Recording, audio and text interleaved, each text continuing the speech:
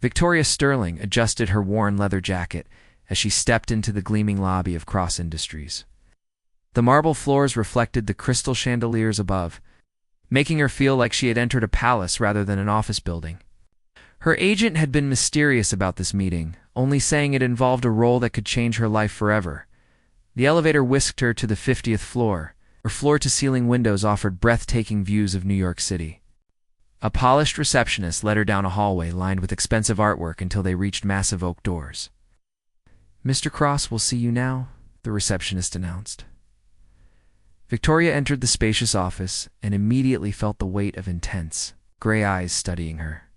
Nathan Cross sat behind an enormous desk, his dark hair perfectly styled and his expensive suit emphasizing his broad shoulders. At 32, he was already one of the youngest billionaires in America, known for his ruthless business tactics and complete dedication to his empire. "Miss Sterling," Nathan said, his voice deep and commanding. "Please, have a seat." Victoria settled into the leather chair across from his desk, trying to project confidence despite her curiosity about why someone like Nathan Cross would want to meet with a struggling actress like herself.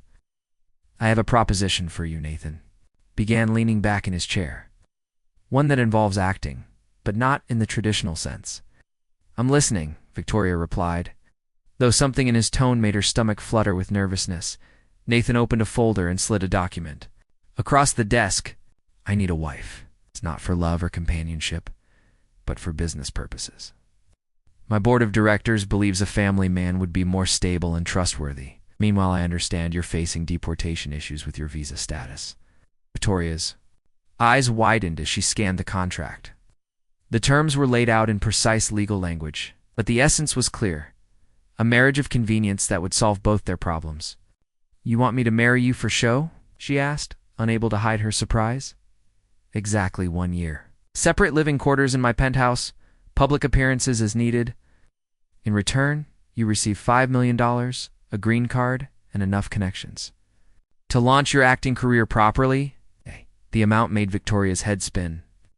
$5 million would solve every financial problem she had ever faced. Her family back in Ireland could finally afford her mother's medical treatments. She could stop waiting tables and focus entirely on her craft. "What's the catch?" she asked, knowing nothing this good came without strings attached. Nathan's expression remained neutral. "No romantic involvement. This is strictly business. We maintain the facade in public and live completely separate lives in private. After 1 year, we divorce quietly, and you're free to pursue whatever life you choose." Victoria studied his face, searching for any hint of emotion or ulterior motive. Nathan Cross was undeniably handsome, with sharp features and an intensity that seemed to fill the entire room, but his eyes were cold, calculating. This was clearly just another business transaction to him. "Why me?" she asked. "Surely you could find someone more suitable, someone from your social circle." "Because you're an actress," Nathan replied simply. "You understand performance, and you need this arrangement as much as I do, which means you won't develop unrealistic expectations about our relationship." Victoria read through the contract more carefully. The terms were generous but strict.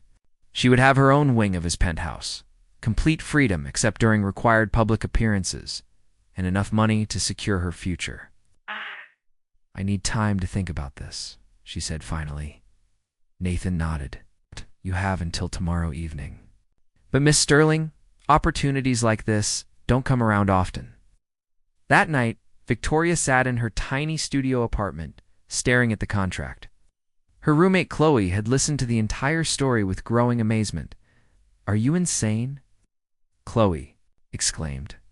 "He's offering you $5 million to pretend to be married for a year. That's like winning the lottery." "But what if it's more complicated than it seems?" Victoria worried. "What if he expects things that aren't in the contract?" "And you?" "Walk away," Chloe said firmly.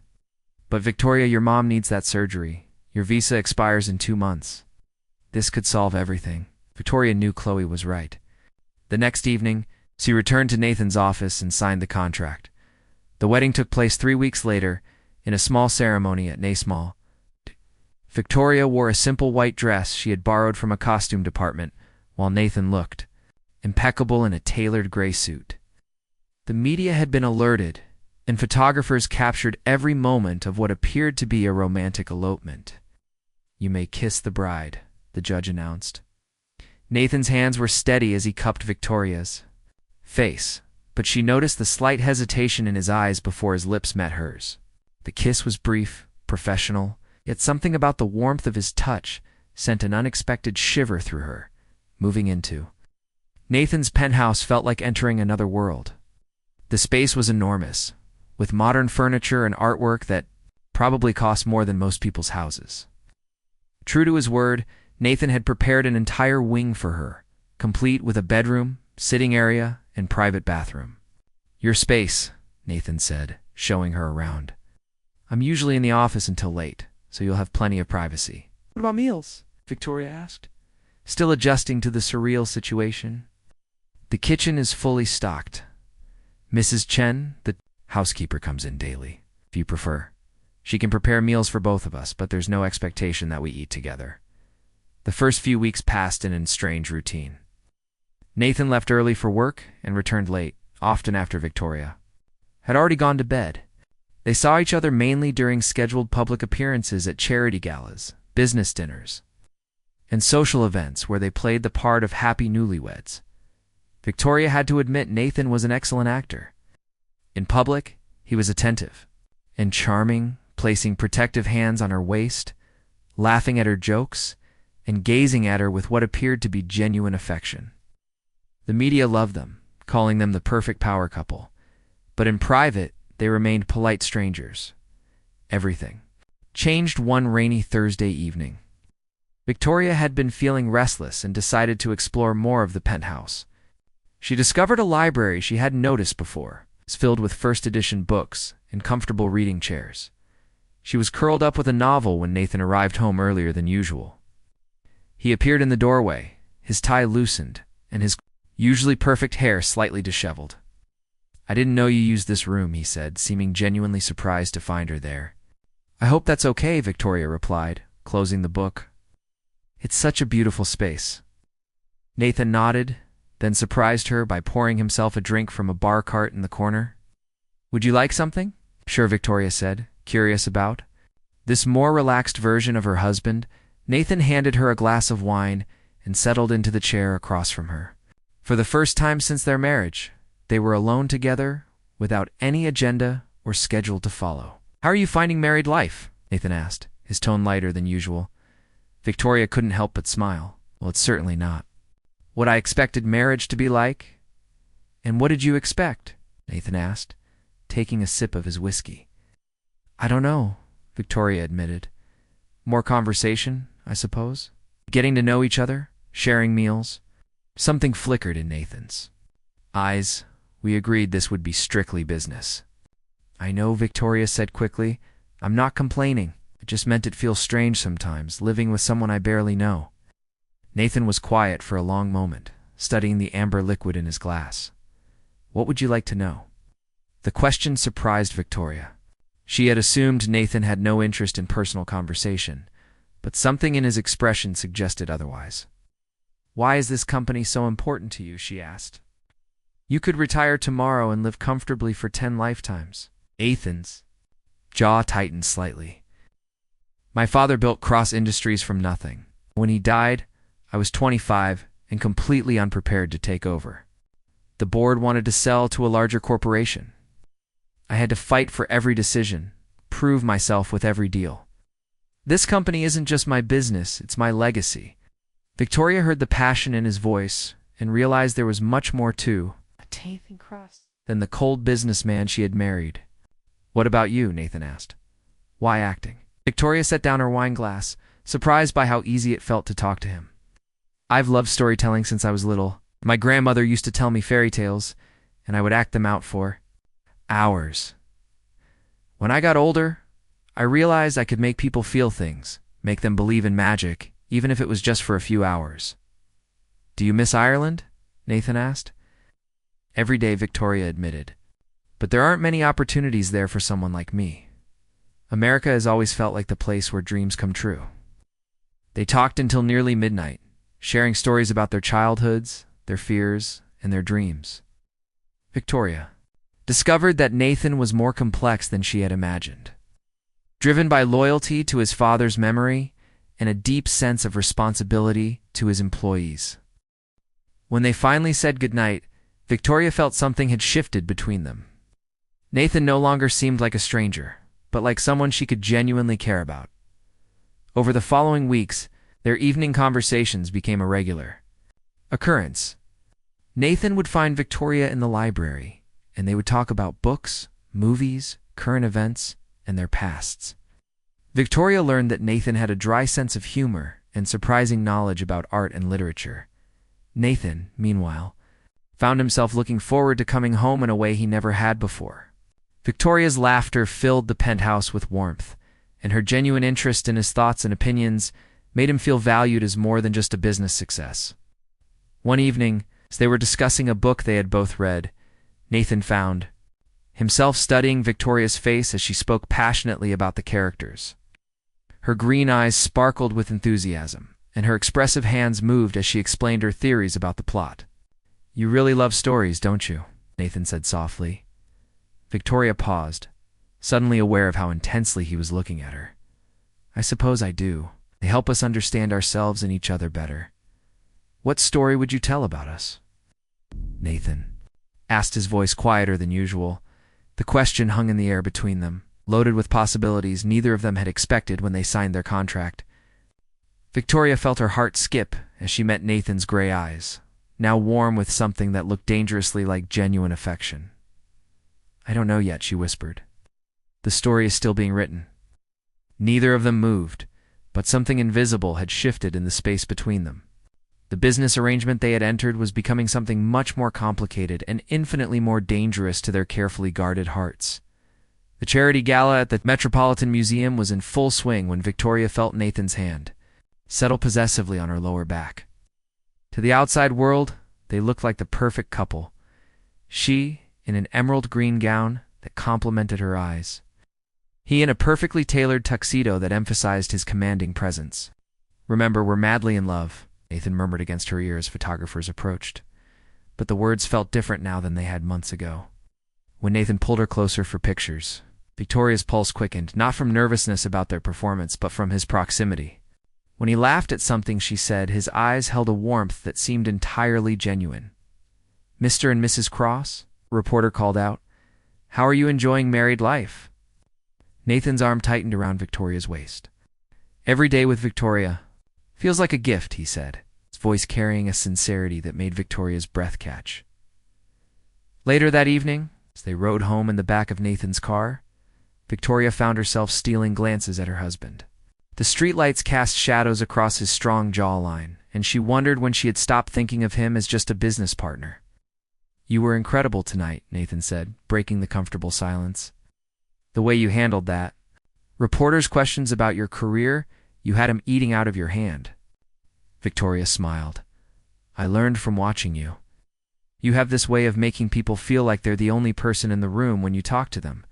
Is that what I do to you?" Nathan asked, his voice lower now. Victoria's heart hammered as she met his gaze. Sometimes, she admitted when they reached the penthouse, neither of them immediately headed to their separate wings. Instead, they found themselves in the living room, the city lights twinkling below them through the floor-to-ceiling windows. "Would you like some wine?" Nathan asked, moving toward the bar. "Actually," Victoria said, gathering her courage, "was wondering if you'd like to watch a movie. I know it sounds silly, but we've never just relaxed together." Nathan paused, his hand on the wine bottle. "That's not silly at all." "What did you have in mind?" They settled on to the large sectional sofa, Victoria having changed into comfortable clothes while Nathan loosened his tie and rolled up his shirt sleeves. The movie played on the enormous television, but Victoria found herself more aware of Nathan's presence beside her than anything happening on screen.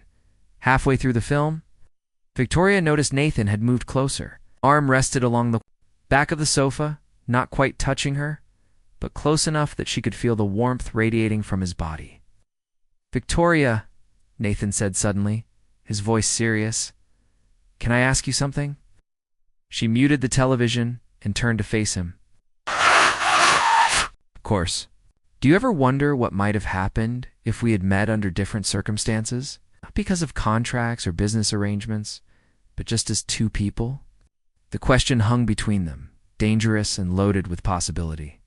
Victoria felt her heart racing as she looked into Nathan's eyes, seeing vulnerability there that he usually kept hidden. Every day she whispered honestly. Nathan's hand lifted as if to touch her face, then stopped midair. "This is complicated, I know," Victoria said softly. "But maybe complicated isn't always bad." Before either of them could lose their nerve, Nathan's fingers gently traced her cheek. Victoria leaned into his touch, her eyes fluttering closed. When she opened them again, Nathan's face was inches from hers. "Victoria," he breathed, and then his lips were on hers. This kiss was nothing like their brief professional wedding kiss. This was desperate and hungry, months of suppressed attraction, finally finding expression. Victoria's hands fisted in Nathan's shirt as he pulled her closer, their carefully maintained boundaries crumbling in an instant. When they finally broke apart, both were breathing hard. Nathan rested his forehead against hers, his eyes still closed. "This changes everything," he said quietly. "No," Victoria whispered back. "Are you sorry?" Nathan opened his eyes and looked at her with an intensity that made her knees weak. "No, but I should be." Over the following weeks, their relationship transformed completely. They began sharing meals, watching movies together, and talking late into the night about everything and nothing. Nathan showed Victoria parts of the city she had never seen, taking her to small galleries and quiet restaurants, where they could be themselves without the pressure of public scrutiny. Victoria discovered that beneath Nathan's intimidating exterior was a man who was passionate about art, deeply loyal to his friends, and surprisingly gentle. Nathan found himself captivated by Victoria's intelligence, her kindness to everyone from his household staff to strangers on the street, and the way she challenged his ideas without ever making him feel diminished. One morning, Victoria woke to find Nathan in the kitchen making breakfast, still wearing his pajama pants but already checking emails on his phone. "Good morning, wife," he said with a smile that made her stomach flutter. "Good morning, husband," she replied, standing on her tiptoes to kiss him good morning. These domestic moments felt more real than any of their public appearances. Victoria found herself falling harder each day, and from the way Nathan looked at her, she suspected he was experiencing the same thing, but their bubble of happiness was about to burst. Victoria was returning from a lunch meeting with a casting director when she heard Nathan's voice from his home office.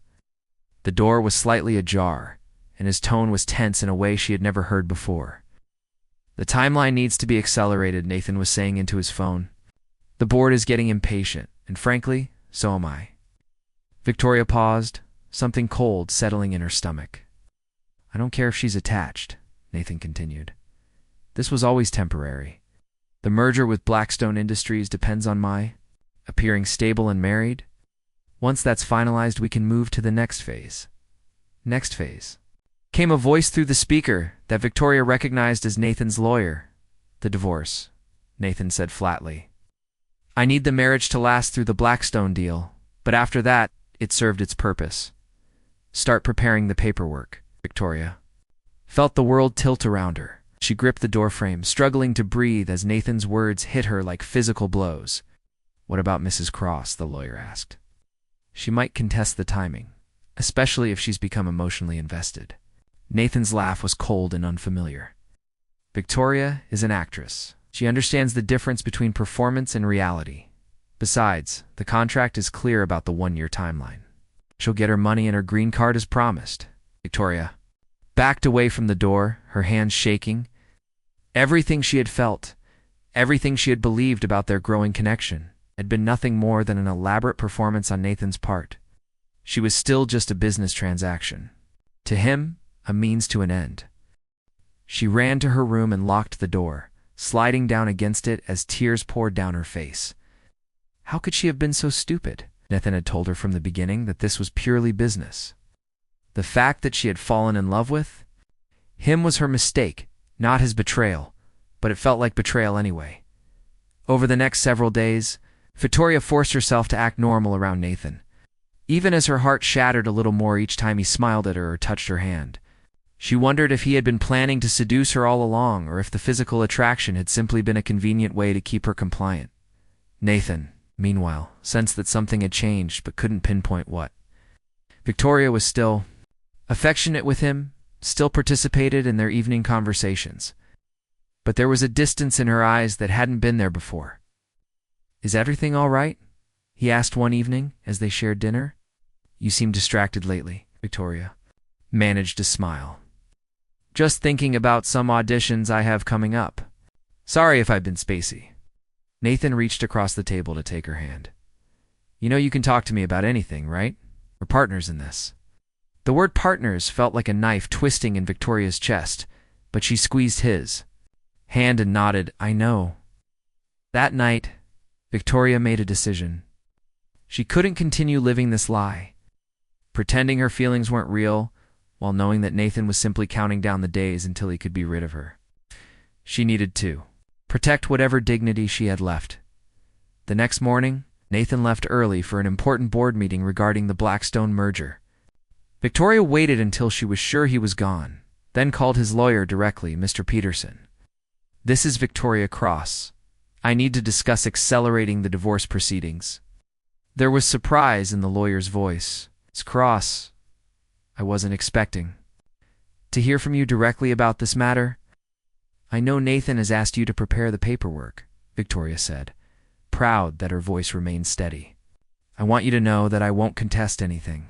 I'm ready to move forward as soon as the Blackstone deal is complete." "I see," Peterson said carefully. "May I ask what's prompted this decision?" Victoria closed her eyes, summoning all her acting skills. "It's time. We both knew this day would come, and I think we've accomplished what we set out to do. Nathan has what he needs for his business, and I have my green card and career opportunities. There's no reason to prolong things unnecessarily." Hung up, Victoria sat in the empty penthouse and allowed herself to cry one last time. Then she began making plans for her life after Nathan Cross. When Nathan returned home that evening, he found Victoria in the kitchen preparing dinner as if nothing had changed. She greeted him with a kiss and asked about his day, playing the role of loving wife with the skill that had first attracted him to her. But something felt different, and Nathan couldn't shake the feeling that Victoria was slipping away from him. Even though she was standing right there, what he didn't know was that his lawyer had already begun drawing up divorce papers, or that Victoria had spent the afternoon looking at apartments and planning her exit strategy. The game they had started as business partners was about to become something much more dangerous, a battle between love and ambition, truth and deception, with both their hearts hanging in the balance as they sat across from each other at dinner. Both lost in their own thoughts and plans, neither realized that they were about to face the greatest test their relationship had ever encountered. The merger that was supposed to secure Nathan's future was about to cost him the only woman he had ever truly loved. And Victoria, trying to protect her heart from further damage, was about to make a choice that would change both their lives. Forever, the Blackstone Industries merger announcement was scheduled for Monday morning, and Nathan had never felt more conflicted about a business decision in his life. As he stood in his office on Sunday evening, looking out at the city lights, all he could think about was Victoria. Something had changed between them over the past 2 weeks. She was still affectionate, still played the perfect wife in public, but there was a distance in her eyes that made his chest ache. It tried to bring it up several times, but Victoria always deflected with a smile and a change of subject. What Nathan didn't know was that Victoria had spent those same 2 weeks preparing for their inevitable separation. She had found a small apartment in Brooklyn, quietly transferred money to a separate account, and even started looking at scripts for independent films that would take her far from New York. The irony wasn't lost on her, that she had finally become the actress Nathan had hired her to be. Only now she was acting like she didn't love him with every fiber of her being. Monday morning arrived gray and drizzling, matching Nathan's mood perfectly. The Blackstone merger was the culmination of years of work, the deal that would make Cross Industries one of the most powerful companies in the world. It should have been the happiest day of his career. Instead, all Nathan could think about was, The conversation he had overheard between Victoria and his housekeeper that morning. "Will you miss this place, Mrs. Cross?" Mrs. Chen had asked, while serving breakfast. "Every beautiful thing comes to an end eventually," Victoria had replied softly. "The important thing is to be grateful for the time you had." The words had hit Nathan like a physical blow. Victoria was planning to leave him after the merger was finalized, just as their contract stipulated. The realization that she was already emotionally preparing for their divorce made something crack inside his chest. At Cross Industries, Nathan's assistant Rebecca greeted him with unusual excitement. "The Blackstone team arrived early," she said. "Mr. Blackstone specifically asked to meet with you and Mrs. Cross before the announcement. He's very interested in the story of your marriage." Nathan's stomach dropped. James Blackstone was old-fashioned and family-oriented, and had made it clear that his decision to merge with Cross Industries was partly based on Nathan's newfound stability as a married man. Of course, Nathan said, though the thought of parading his fake marriage in front of Blackstone made him feel sick. "Is Victoria here yet? She arrived 10 minutes ago. She's waiting in conference room." Nathan found Victoria standing by the windows, looking elegant and composed in a navy blue dress that he recognized as one of her favorites. She turned when he entered, and for a moment her carefully constructed mask slipped. He saw love in her eyes, followed immediately by pain. "Ready for the performance of a lifetime?" Victoria asked, her voice light, but her smile not quite reaching her eyes. Before Nathan could respond, James Blackstone entered with his team. The older man was tall and distinguished, with silver hair and sharp blue eyes that seemed to take in everything. "Nathan," Blackstone boomed, crossing the room with his hand extended. "And this must be the lovely Victoria I've heard so much about." Victoria's transformation was immediate and flawless. She became the perfect blend of gracious and charming, exactly the kind of woman who would complement a powerful businessman. "Mr. Blackstone," she said warmly, accepting his kiss on her cheek. "Nathan has told me so much about you. Congratulations on building such an incredible company." As they made small talk before the announcement, Nathan found himself watching Victoria with growing amazement. She was magnificent, intelligent, funny, and completely at ease with some of the most powerful people in the business world. How had he ever thought of her as just an actress playing a role? Blackstone said, settling back in his chair. "I have to admit, when I first heard Nathan had gotten married so suddenly, I was skeptical. Young men in his position often make impulsive decisions about women." Nathan tensed, but Victoria laughed softly. "I can understand that concern, Mr. Blackstone, but sometimes the most important decisions happen quickly. When you know something is right, waiting doesn't make it more right." "How did you know Nathan?" Was the one, Blackstone asked, genuine curiosity in his voice. Victoria's eyes met Nathan's across the table, and for a moment everything else disappeared. When she spoke, her voice was soft and completely sincere. "Because he saw me," she said. "Simply. Not what I could do for him, or what I represented, but who I actually was. And he made me want to be the best version of myself." Nathan felt his breath catch.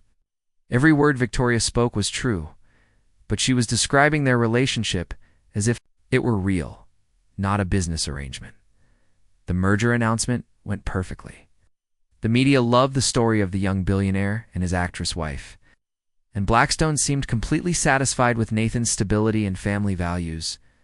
But as the celebrations continued around them, Nathan found himself increasingly desperate to talk to Victoria alone. The way she had spoken about their relationship, the pain he kept glimpsing in her eyes, nothing made sense anymore. Finally, as the crowd began to thin, Nathan caught Victoria's arm.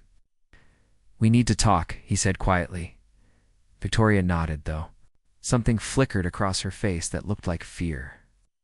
They retreated to Nathan's private office, closing the door against the noise of the continuing celebration. "Victoria," Nathan began, then stopped, unsure how to voice the thoughts that had been tormenting him for weeks. "The merger is complete," Victoria said before he could continue. "Congratulations. I know how much this meant to you." Is that what? "You think this is about?" Nathan asked, studying her face. "The merger." Victoria's composure finally cracked slightly. "Isn't it? So you got what you needed? A stable image. A successful business deal. Mission accomplished.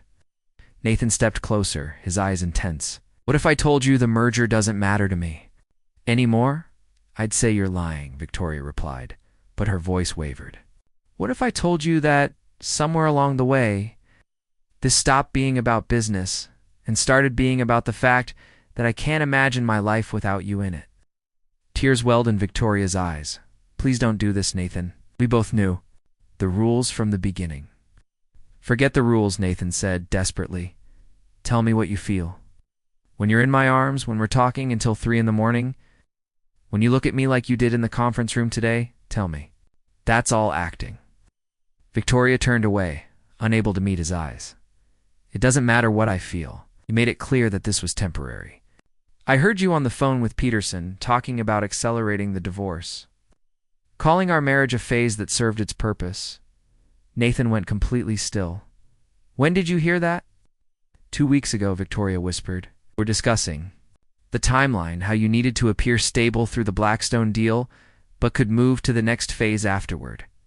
The pieces suddenly clicked into place for Nathan. Victoria, look at me. She reluctantly turned around, tears now flowing freely down her cheeks. That phone call wasn't about our marriage, Nathan said urgently. It was about a completely different business arrangement. Peterson was handling the dissolution of a partnership with a firm in London. I would never discuss divorcing you so casually. Victoria stared at him, confusion and hope warring in her expression. But you said someone was attached, and it didn't matter because it was temporary. The London partners were attached to keeping the old contract terms. But the arrangement was always meant to be temporary, Nathan explained, stepping closer. Victoria, I swear to you, that conversation had nothing to do with us. You're not planning to divorce me as soon as possible? Victoria asked, her voice barely a whisper. Nathan cupped her face in his hands, his thumbs wiping away her tears. I'm planning to spend the rest of my life trying to deserve you, if you'll let me. The kiss that followed was desperate and full of relief. Months of suppressed emotion and misunderstood intentions, finally finding resolution. When they broke apart, both were breathing hard. I love you, Nathan said against her lips.